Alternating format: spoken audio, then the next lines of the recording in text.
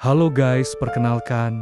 Nama gua John. Di sini gue bakal ceritain kisah tentang 5 pendaki yang mendaki pada saat malam satu suro yang mengakibatkan 4 orang temannya hilang tanpa jejak dan menyisakan 1 orang cewek yang selamat. Oke, tanpa lama-lama lagi, kita masuk ke ceritanya. Setiap gunung punya cerita, tapi tak semua cerita ditulis oleh manusia. Ada yang ditulis oleh angin, kabut, dan arwah yang lupa jalan pulang. Di Jawa Timur, ada satu gunung yang tak disebutkan namanya dalam peta. Pendaki menyebutnya Gunung Kelam. Bukan karena jalurnya gelap, tapi karena setiap malam satu suro, kabarnya gunung itu menyimpan lorong waktu jalan sekali masuk. Tak bisa kembali.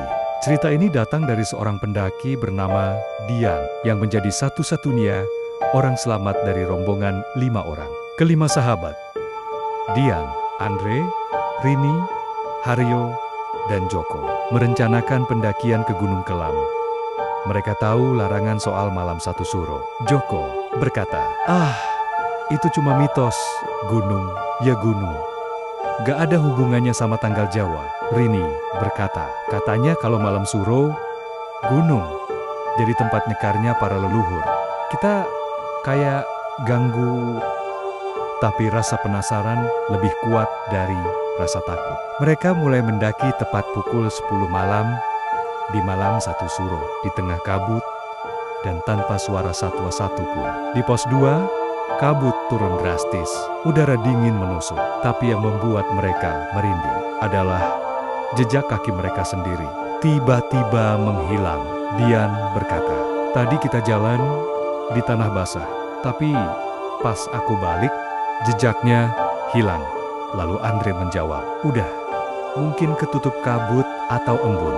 Namun sejak saat itu, mereka merasa seperti diikuti. Dedaunan bergetar sendiri. Suara ranting patah terdengar dari balik semak. Tapi tak ada siapa-siapa. Sekitar pukul 1 dini hari, mereka melewati 2 batu besar yang menjulang seperti gapura. Rini berhenti. Lalu Rini berkata, kayak pernah dengar cerita batu kembar itu gerbang ke dunia lain. Tak ada yang menggubrisnya. Mereka lanjut mendaki. Tapi tak lama kemudian, semua kompas berputar kacau, senter berkedip aneh, dan jam digital mati total. Haryo serentak berkata, tunggu, jalur ini kayak bukan jalur tadi. Kita ngerasa naik, tapi malah balik ke tempat yang sama. Rini berjalan paling belakang. Tiba-tiba ia berhenti dan berbisik. Lalu Rini berkata, aku dengar suara ibu manggil dari kabut. Dian menjawab, jangan percaya suara dari kabut. Itu bukan ibumu. Tapi Rini sudah berjalan masuk ke kabut. Mereka mengejarnya. Yang ditemukan hanya syal milik Rini, tergantung di ranting. Tak ada jejak kemanapun. Andre mulai panik. Suaranya gemetar. Andre berkata, kita harus balik sekarang. Mereka menemukan sebuah area terbuka dengan batu menhir berdiri di tengahnya, dikelilingi bekas dupa, bunga melati, dan darah kering. Joko berkata, kita nggak boleh di sini. Ini bukan tempat manusia. Tiba-tiba, suara gamelan terdengar lirih, pelan, halus, tapi sangat jelas. Dari balik kabut muncul barisan arwah, berjalan perlahan, mengenakan kain putih, wajah tertutup rambut. Di belakang mereka, Rini, wajahnya kosong, ikut dalam barisan. Dian menjerit. Joko membaca doa, namun kabut menelannya. Kini hanya tinggal Dian dan Haryo. Mereka berlari turun, tapi setiap jalur mengarah ke batu menhir lagi dan lagi, seolah gunung itu membolak-balikan ruang. Haryo berteriak, Dian, kita nggak sendirian. Lihat, di belakangmu, sosok wanita tinggi menjuntai dari pohon. Wajahnya hancur, matanya kosong, mulutnya bergerak. Suara wanita itu, satu lagi, harus tinggal. Tiba-tiba Haryo terhuyung, ditarik oleh tengen-tengen hitam dari dalam tanah. Haryo berteriak ke arah Dian, lari Dian, jangan berhenti. Dian berlari tanpa arah, hanya perih karena kabut dan panas.